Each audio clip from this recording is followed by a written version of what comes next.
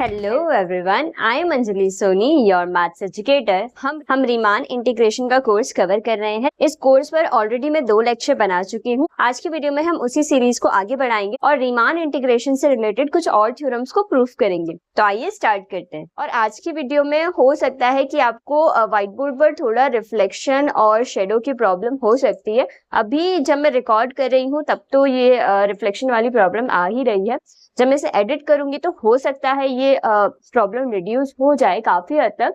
फिर भी अगर ये रिफ्लेक्शन वाली प्रॉब्लम आती है तो मैं जब भी आपको पढ़ाऊंगी, किसी भी थ्योरम को एक्सप्लेन करूंगी, तो मैं हर एक वर्ड को डिक्टेट करती हूँ तो आपको प्रॉब्लम नहीं होगी। देखिए, आज की वीडियो स्टार्ट करने से पहले मैं आपको यही रिकमेंड करूंगी कि अगर आपने पार्ट फर्स्ट और पार्ट सेकेंड रीमान इंटीग्रेशन का नहीं देखा है तो आपको वो देखना ही होगा, तभी आपको आज की वीडियो की थ्योरम्स काफी अच्छे से समझ आएगी। क्योंकि आज की वीडियो में मैं जितने भी वर्ड्स यूज करने वाली हूँ, that is partition, refinement, upper Darboux sum, lower Darboux sum, ये सारी बातें मैं लेक्चर 1 और लेक्चर 2 में कर चुकी हूँ। तो ऑब्वियसली इस लेक्चर में थ्योरम को समझाते समय फिर से उन बेसिक्स को रिवाइज करवाना पॉसिबल नहीं है। इस वजह से अगर आपने फर्स्ट और सेकंड लेक्चर नहीं देखा है तो आपको पहले वो देखना होगा, तभी आप आज की वीडियो को बहुत अच्छे से समझ पाएंगे। दोनों जो फर्स्ट और सेकंड पार्ट है उन दोनों वीडियोस के जो लिंक है मैं आपको डिस्क्रिप्शन में प्रोवाइड कर दूंगी। तो आइए स्टार्ट करते हैं फर्स्ट थ्योरम से। ओके, तो आइए सबसे पहले इस थ्योरम का स्टेटमेंट पढ़ते हैं, फिर इस थ्योरम को प्रूफ करेंगे। तो देखिए, इस थ्योरम का स्टेटमेंट क्या कहता है कि अगर f कोई रियल वैल्यूड बाउंडेड फंक्शन है जो कि क्लोज इंटरवल ab में डिफाइन है। हम जब रीमान इंटीग्रेशन पढ़ते हैं तो हम बाउंडेड फंक्शन की ही बात करते हैं और वो भी कहाँ डिफाइन है, क्लोज इंटरवल ab में। फिर हम कह रहे हैं कि अगर p और p डैश उसके दो पार्टीशंस एग्जिस्ट कर रहे हैं such that p dash is the refinement of p। ये भी शर्त इस थ्योरम ने हमें दे दी है कि p डैश p का क्या है, रिफाइनमेंट है। अब आपको पता होना चाहिए कि रिफाइनमेंट क्या होता है। अगर p पार्टीशन की मैं बात कर रही हूँ तो p अगर p डैश का सबसेट है, मतलब p में जो भी पॉइंट्स है उससे अगर कुछ एक्स्ट्रा पॉइंट्स p डैश में प्रेजेंट होते हैं तो हम p डैश को p का क्या कहते हैं, रिफाइनमेंट कहते हैं। तो हमें क्वेश्चन में ये बात गिवन है कि p डैश p का क्या है, रिफाइनमेंट है। तो हमें ये प्रूव करना है कि जब आप p पार्टीशन से लोअर डॉर्बॉक्स सम फाइंड करेंगे और आप p डैश पार्टीशन से लोअर डॉर्बॉक्स सम फाइंड करेंगे तो जो आप p पार्टीशन से लोअर डॉर्बॉक्स सम फाइंड करेंगे उसकी वैल्यू हमेशा लेस देन इक्वल टू होगी p डैश पार्टीशन के लोअर डॉर्बॉक्स सम से। इस स्टेटमेंट को हम इस तरीके से भी करते हैं that the lower Darboux sum increases with the refinement and the upper Darboux sum decreases with the refinement. इसका क्या मतलब है, अगर आपने रिफाइनमेंट ले लिया है तो लोअर डॉर्बॉक्स सम क्या हो जाता है, इंक्रीज हो जाता है, और अपर डॉर्बॉक्स सम क्या हो जाता है, डिक्रीज हो जाता है। तो हमें इन्हीं तीनों स्टेटमेंट्स को इस थ्योरम में क्या करना है, प्रूफ करना। सो आई होप आपको इस थ्योरम का स्टेटमेंट अब एकदम क्लियर होगा। अब इस थ्योरम को प्रूफ करते हैं। अब देखिए, इस थ्योरम का जो प्रूफ है वो अगर आप टेक्स्ट बुक में चेक करेंगे तो बहुत छोटा सा प्रूफ करके इसे खत्म कर दिया है। तो वहां क्या किया है, कुछ स्टेप्स को डायरेक्टली कर दिया है। हम उन सारे स्टेप्स को एक एक स्टेप को समझेंगे कि क्या स्टेप यहाँ फॉलो किया गया है, और इस थ्योरम के प्रूफ में लिखी गई एक एक बात आपको बहुत अच्छे से समझ आएगी अगर आप एक एक लाइन को बहुत अच्छे से पढ़ते हैं। देखिए, इस थ्योरम का स्टेटमेंट तो आपको एकदम अच्छे से समझ आ ही गया है कि हमें क्या करना है। हमें दो पार्टीशंस यहाँ लेके चलने, एक p और एक p डैश, जहां ये भी हमें पता है कि p डैश p का रिफाइनमेंट है। तो ये जो बात हमें थ्योरम ने दी है ना, इसी से हम इस थ्योरम की क्या करेंगे, शुरुआत करेंगे। तो यहाँ क्योंकि इस थ्योरम ने कहा है कि p उसका पार्टीशन है तो हमने सबसे पहले यही लेट किया है कि अगर p पार्टीशन है तो ऑब्वियसली वो कैसा दिखता है, ऐसा ही दिखता है। ये बात आपको लेक्चर 1 में काफी अच्छे से समझ आ गई होगी कि p अगर पार्टीशन है तो वो किसके इक्वल होगा, a is equal to x0, x1, x2 and so on xr and so on xn equal to b। ये क्या है, पार्टीशन p है इस क्लोज इंटरवल ab का।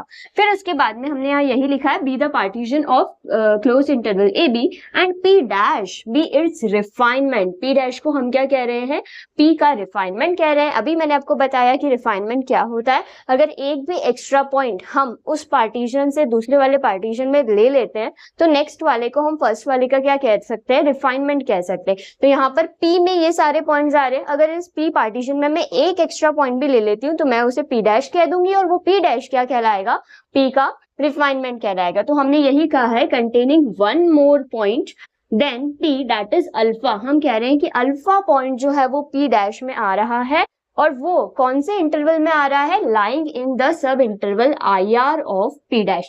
p डैश का जो IR सब इंटरवल है उसके बीच में हमने एक पॉइंट ले लिया है दैट इज अल्फा। तो एक एक्स्ट्रा पॉइंट हो गया है, तो ये कंडीशन सेटिस्फाई हो चुकी है कि p डैश जो है वो p का क्या है, रिफाइनमेंट। अभी जो बात मैंने रिफाइनमेंट की आपको समझाई उसको अगर मैं आपको इस डायग्राम के थ्रू बताना चाहूँ तो ये देखिए, ये जो हमारा है वो p पार्टीशन है। यहाँ पर क्या है, सारे पॉइंट्स है x1 x2 and so on xr and xn। अब हमने ये जो xrth इंटरवल होता है, xrth इंटरवल क्या होता है, xr-1 से लेकर xr तक का इंटरवल को हम लोग xr इंटरवल कहते हैं।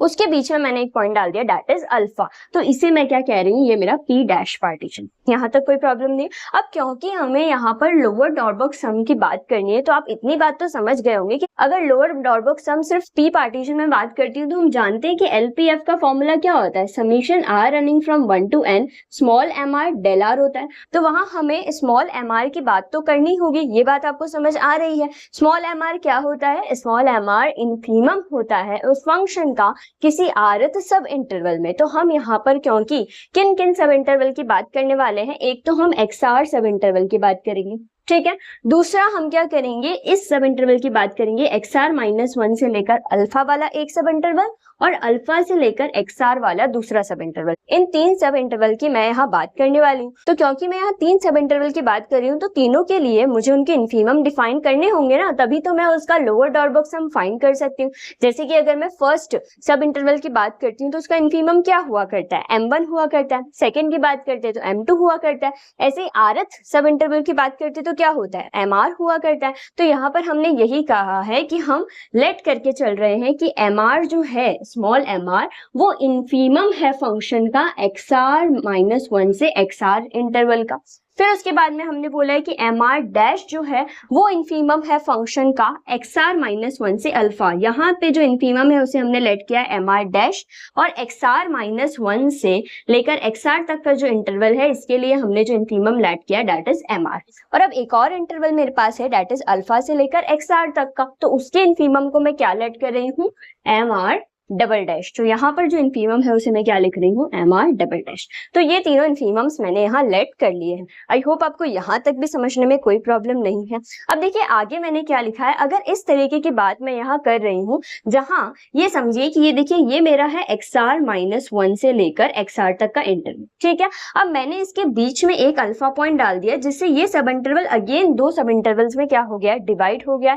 तो उसी कॉन्सेप्ट को यूज करते हुए हम कह रहे हैं कि जो इन्फीमम की वैल्यू होगी पूरे सब इंटरवल में, xr पूरे सब इंटरवल में जो इन्फीमम की वैल्यू होगी वो लेस देन इक्वल टू होगी mr डैश में, मतलब कि इसमें जो इन्फीमम की वैल्यू है और इस पूरे इंटरवल में जो इन्फीमम की वैल्यू है उसके बीच में हम ये रिलेशन लिख सकते हैं। सिमिलरली पूरे इंटरवल में जो इन्फीमम की वैल्यू है और सिर्फ इतने से इंटरवल में जो इन्फीमम की वैल्यू है उसमें भी हम यही रिलेशन लिख सकते हैं। सो आई होप आपको इक्वेशन फर्स्ट समझने में यहाँ कोई प्रॉब्लम नहीं है। अब देखिए हमें प्रूफ क्या करना है, हमें प्रूफ करना है कि LPF को हमें लेस देन इक्वल टू बताना है LP डैश F के। तो अगर मैं यहाँ इसकी वैल्यू फाइंड कर लूँ that is LP dash F minus LPF की वैल्यू अगर मैं फाइंड कर लूं और इस वैल्यू को मैं ग्रेटर देन इक्वल टू 0 बता दूं, तो उससे क्या होगा, अगर ये वैल्यू मैंने ग्रेटर देन इक्वल टू 0 बता दी है तो मैं उससे किस रिजल्ट पर पहुंच जाऊंगी, मैं क्या इस रिजल्ट पर पहुंच जाऊंगी, LP dash F is greater than equal to LP F, और वही तो हमें इस स्टेटमेंट में प्रूफ करना है। तो मेरा एम आपको समझ में आ गया इस थ्योरम का। हमें क्या करना है, P डैश पार्टीशन के लिए लोअर डॉर्बॉक्स सम निकालना है, P पार्टीशन के लिए लोअर डॉर्बॉक्स सम निकालना है और उन दोनों को माइनस करना है। अब देखिए लोअर डॉर्बॉक्स सम निकालते वक्त आप एक और चीज यहाँ नोटिस कर सकते हैं दैट इज जब हम इसका लोअर डॉर्बॉक्स सम फाइंड करेंगे और उसका लोअर डॉर्बॉक्स सम फाइंड करेंगे तो बहुत सारी टर्म्स तो सेम ही रहने वाली है। क्यों? क्योंकि जो फर्क आया है वो तो सिर्फ XR इंटरवल में ही आया है ना। अगर हम यहाँ से लेकर यहाँ तक और यहाँ से लेकर यहाँ तक बात करें तो वो सारी वैल्यूज तो इन दोनों पार्टीशन के लिए सेम ही रहने वाली है। बस फर्क कहाँ आएगा, यहाँ पर सिर्फ एक XR इंटरवल है, वो वहां 2 सब इंटरवल्स में डिवाइड हो चुका है। तो जब हम इसकी वैल्यू फाइंड करेंगे ना तो बहुत सारी टर्म्स कैंसिल हो जाएगी और आपको सिर्फ यही टर्म देखने को मिलेगी। हमने इस नीचे वाली लैंग्वेज में क्या लिखा है, यही लिखा है कि जब हम LPF और LP डैश F फाइंड करेंगे तो हमें क्या मिलेगी, एक एक्स्ट्रा टर्म मिल जाएगी, दैट इज ये वाली टर्म मिल जाएगी LP डैश F में, किसकी प्लेस में, इसकी प्लेस में। और ये क्या है आप अच्छे से समझ सकते हैं। हम क्या करते हैं, हम लोग MR डेल R निकालते हैं। अब यहाँ पर मुझे इस सब इंटरवल की अगर बात करनी है तो इसका इन्फीमम मैंने क्या लिया, MR डैश लिया है, और इस सब इंटरवल की लेंथ क्या होगी, अल्फा माइनस XR माइनस 1 ही तो होगी। आप सब अच्छे से जानते हैं किसी भी सब इंटरवल की लेंथ कैसे फाइंड की जाती है, जो फाइनल पॉइंट होता है उसमें से इनिशियल पॉइंट को माइनस कर देते हैं, तो वही इसकी लेंथ है। प्लस इस सब इंटरवल के लिए मैंने इन्फीमम क्या लेट किया, एम आर डबल डैश, वही मैंने लिखा है, और इसकी लेंथ क्या है, एक्स आर माइनस अल्फा, वही मैंने वहां पुट की है। सिमिलरली मैं rth सब इंटरवल की अगर बात कर रही हूँ तो उसके लिए मैंने इन्फीमम एम आर माना है और उसकी लेंथ क्या होगी, एक्स आर माइनस 1 हो जाएगी। अब हमें नेक्स्ट स्टेप में क्या करना है, हम यही फाइंड करेंगे, that is L P dash F minus L P F, और हमारा एम क्या है, उसे ग्रेटर देन इक्वल टू 0 बताना, फिर हम हमारे रिजल्ट तक पहुंच जाएंगे। सो आई होप आपको यहाँ तक जो सारा कॉन्सेप्ट था, जो बुक्स में डायरेक्टली लिख दिया जाता है और उसे समझना काफी मुश्किल होता है, वो सारी चीजें आपको एकदम क्लियर हो गई होंगी। अब आइए इसके आगे का स्टेप करते हैं, थ्योरम को एंड करते हैं। देखिए इसके आगे क्या करना है, अभी जो मैंने आपको बात समझाई वहां से हमने एक इक्वेशन 1 बनाई थी, दैट इज एम आर जो है वो लेस देन इक्वल टू होगा एम आर डैश के, और एम आर जो है वो लेस देन इक्वल टू होगा एम आर डबल डैश के। यहाँ तक कोई प्रॉब्लम नहीं है। मैंने आपको कहा था कि हमें क्या फाइंड करना होगा, L P dash F minus L P F. हम जब इसकी वैल्यू फाइंड करेंगे और हमारा एम क्या है, इस वैल्यू को ग्रेटर देन 0 बताना। अगर हमने इस वैल्यू को ग्रेटर देन 0 बता दिया तो हम हमारे रिजल्ट तक पहुंच जाएंगे। दूसरी बात मैंने आपको ये भी बताई थी कि जब हमने दोनों पार्टीशन के डायग्राम बनाए थे तो मैंने कहा था कि बहुत सारी टर्म्स तो क्या होगी, सेम ही होगी। तो जब हम एल पी डैश एफ और एल पी एफ फाइंड करेंगे तो उसमें बहुत सारी टर्म्स सेम होगी, बस एक ही डिफरेंस यहाँ पर आएगा, दैट इज ये दोनों टर्म्स और उसमें एक ये वाली टर्म। बाकी सारी टर्म्स यहाँ पर क्या हो जाएगी, कैंसिल हो जाएगी। इस वजह से मैंने वो सारी टर्म्स यहाँ ना लिखकर सिर्फ वही टर्म्स लिखी है जो यहाँ रहने वाली है। ठीक है, तो क्या टर्म रहेगी, हमें पता है कि M R dash alpha minus x are minus 1, M R double dash X are minus alpha minus M R X are minus 1। यहाँ तक कोई प्रॉब्लम नहीं। अब हमें क्या करना है, इसे सिंप्लीफाई करना है, उसे ग्रेटर देन 0 तक पहुंचाना है। अब ग्रेटर देन 0 तक पहुंचाने के लिए हमें इक्वेशन 1 को यूज करना है। तो इक्वेशन 1 से मैं क्या कह सकती हूँ, इक्वेशन 1 से मैं कह सकती हूँ कि M R dash minus M R की जो वैल्यू है वो ग्रेटर देन इक्वल टू 0 है। सिमिलरली वहां से भी मैं क्या कह सकती हूँ कि M R double dash minus M R की वैल्यू भी ग्रेटर देन इक्वल टू 0 है। तो मेरा एम ये है कि जब मैं इन ब्रैकेट्स को ओपन कर दूंगी उसके बाद में मुझे ऐसे ब्रैकेट्स बनाने, M R dash minus M R और M R double dash minus M R, ताकि क्या हो, मैं उसे ग्रेटर देन इक्वल टू 0 बता पाऊं। तो मैंने देखिए नेक्स्ट स्टेप में क्या किया है, मैंने एम आर अल्फा को सब्ट्रैक्ट और ऐड किया। अब देखिए ये जो स्टेप्स मैं यहाँ फॉलो कर रही हूँ वो आपको टेक्स्ट बुक में नहीं मिलेंगे। टेक्स्ट बुक में डायरेक्टली आपको इस इक्वेशन के बाद में ये वाली इक्वेशन लिख दी जाएगी ग्रेटर देन इक्वल टू 0, और वो कैसे आई है वो सारे स्टेप्स टेक्स्ट बुक में स्किप कर दिए गए हैं। तो हम क्या करेंगे, हम एक एक स्टेप को यहाँ लिखते हैं ताकि आपको समझ आए कि वो स्टेप आया कैसे। इस वजह से हमें क्या करना है, यहाँ पे एम आर अल्फा को प्लस और माइनस करना। जैसे ही हम लोग यहाँ, मैंने क्या किया, ये सारे स्टेप एज इट इज है और ये एम आर अल्फा प्लस और माइनस हो गया। अब मैंने क्या किया, दूसरे स्टेप में बस सबको मल्टीप्लाई कर दिया। जैसे कि ये एम आर डैश अल्फा से मल्टीप्लाई हो गया, एम आर डैश अल्फा आ गया, सिमिलरली इससे मल्टीप्लाई हो गया, सारे ब्रैकेट्स को मैंने ओपन कर दिया। यहाँ तक कोई प्रॉब्लम नहीं है कि क्या करना है, क्योंकि मैंने क्या कहा, हमें चाहिए M R dash minus M R. ठीक है, इस तरीके के टर्म्स हमें चाहिए। तो देखिए जो मैंने सिंगल टिक लगाए हैं, जिन दोनों टर्म्स पर मैंने सिंगल टिक लगाए हैं, वहां से अगर मैं देखूं तो मैं अल्फा कॉमन ले सकती हूँ और मुझे ब्रैकेट में क्या मिलेगा, M R dash minus M R मिलेगा, कोई दिक्कत नहीं है। फिर उसके बाद में सेकंड टर्म में क्या किया है, जहां मैंने डबल टिक्स लगाए हैं, जहां जिन दोनों टर्म्स में मैंने डबल टिक लगाया है वहां से अगेन मुझे क्या कॉमन मिल रहा है, माइनस अल्फा कॉमन मिल रहा है। तो मुझे क्या मिलेगा, M R double dash minus M R मिल जाएगा। क्यों, क्योंकि मैंने माइनस कॉमन लिया।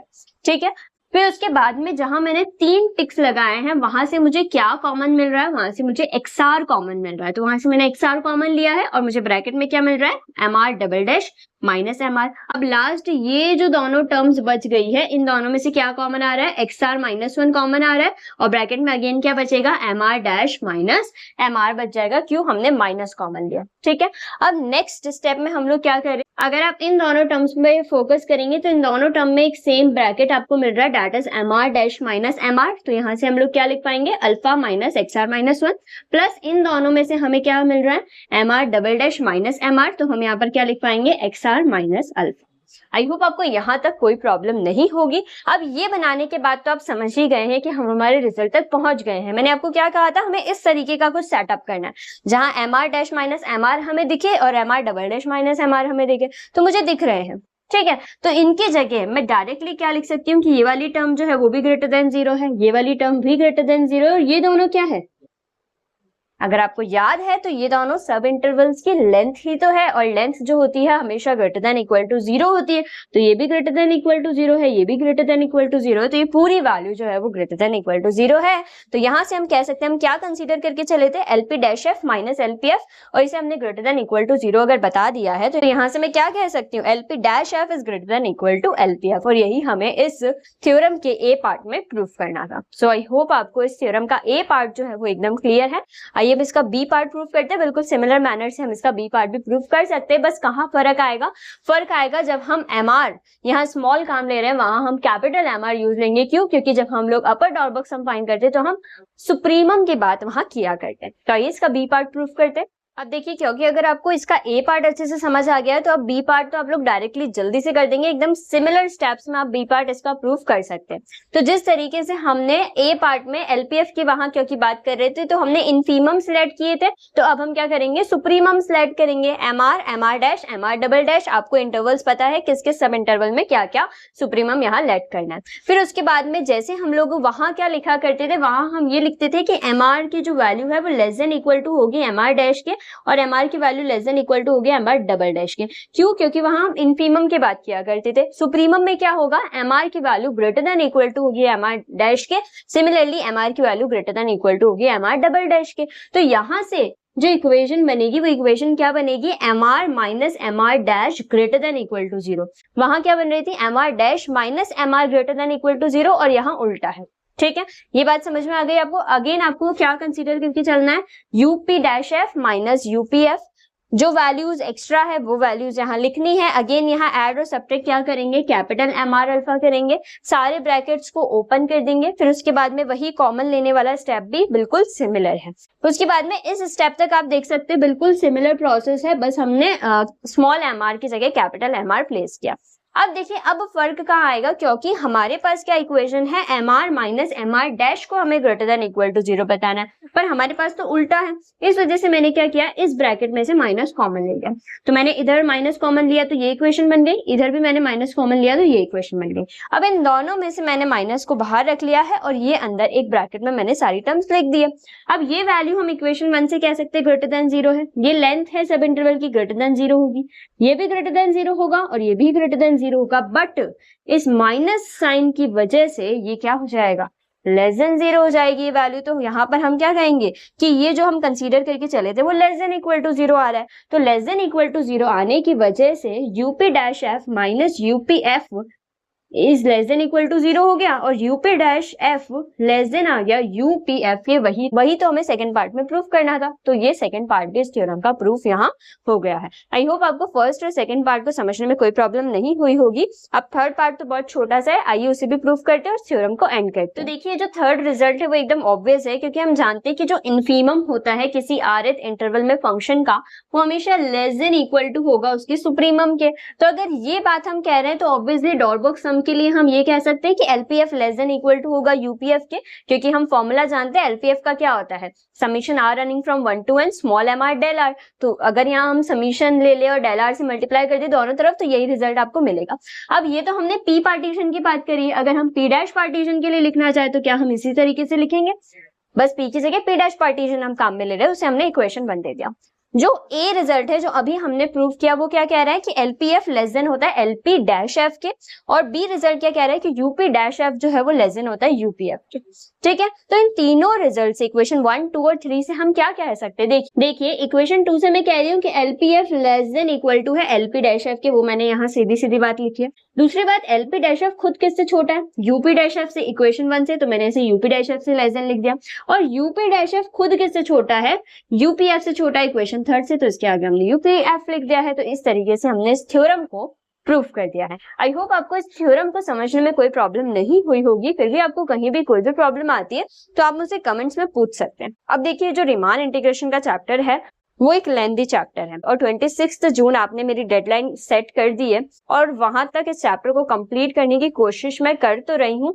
ये वीडियो भी मुझे 2-3 दिन पहले ही अपलोड कर देनी चाहिए थी, फिर से मैंने 2-3 दिन का गैप कर दिया है। बट ये ऐसी पहली वीडियो है जिसे मैंने इतने पार्ट्स में रिकॉर्ड किया है और जब भी मैं रिकॉर्ड कर रही थी कोई ना कोई प्रॉब्लम मुझे फेस करने को मिल रही थी। पहली बार मैंने जब रिकॉर्ड किया तो पहली बार ऐसा हुआ है अभी तक 1 साल की जर्नी में कि मैं इतने अच्छे से उस चीज को एक्सप्लेन नहीं कर पाई थी, मैं सेटिस्फाई नहीं हो पाई उस वीडियो से, तो मैंने वो सारी रिकॉर्डिंग्स डिलीट कर दी। नेक्स्ट डे मैं फिर से अपलोड करने लगी तो थोड़ी रिकॉर्डिंग हुई और फिर लाइट्स चली गई तो मैं रिकॉर्ड नहीं कर पाई। तो आज तीसरा दिन है इस वीडियो को जब मैं पार्ट्स में रिकॉर्ड कर रही हूँ और फाइनली आज मैं इस एक थ्योरम को कंप्लीट कर पाई हूँ 3 दिन में, और ये सच में पहली बार हो रहा है इस 1 साल की जर्नी में। तो मैंने सोचा कि अगर मैं इस तरीके से एक एक थ्योरम कवर करूंगी तो ये कोर्स 26 जून तक कवर कर पाना मेरे लिए काफी मुश्किल हो जाएगा। इस वजह से मैंने ऐसा सोचा है कि जब बीएससी 3rd ईयर के एग्जाम्स थे तो वहां भी मैंने ऐसा ही किया था कि रिकॉर्डेड वीडियोस बनाना मेरे लिए मुश्किल हो रहा था, तो मैंने लाइव क्लासेस कंडक्ट की थी। तो यहाँ भी मैं लाइव क्लासेस कंडक्ट करना चाह रही हूँ, बट उसके लिए कुछ कंडीशंस है। पहली बात ये कि मुझे स्ट्रेंथ ज्यादा चाहिए। अगर 10 से 15 स्टूडेंट्स भी ऐसे हैं जो रेगुलरली लाइव क्लास अटेंड करेंगे तो फिर मुझे लाइव क्लास कंडक्ट करने में कोई प्रॉब्लम नहीं है। बट अगर 1-2 स्टूडेंट्स ही है जिन्हें रीमान इंटीग्रेशन पे कोर्स चाहिए तो लाइव क्लास कंडक्ट करना मुझे थोड़ा प्रॉब्लम दे सकता है। तो फिर मैं रिकॉर्डेड वीडियोस में जितना मुझसे कवर हो पाएगा 26 जून तक उतना ही कवर कर पाऊंगी। तो जो भी इंफॉर्मेशन है लाइव क्लास से रिलेटेड आप चाहते हैं लाइव क्लास कंडक्ट करना और आपके पास इतनी स्ट्रेंथ है तो आप मुझे कमेंट में बता दीजिएगा। फिर हम लोग कमेंट्स में डिस्कस करके ये डिसाइड कर लेंगे कि कब से हमें लाइव क्लास रखनी है, कितना क्या टाइमिंग उसका रहने वाला है, सारी चीजें हम लोग डिसाइड कर लेंगे। ओके, तो आज की वीडियो में बस इतना ही। इसके आगे का कॉन्सेप्ट हम लोग नेक्स्ट वीडियो में कवर करेंगे। So stay tuned for the next video. Thank you.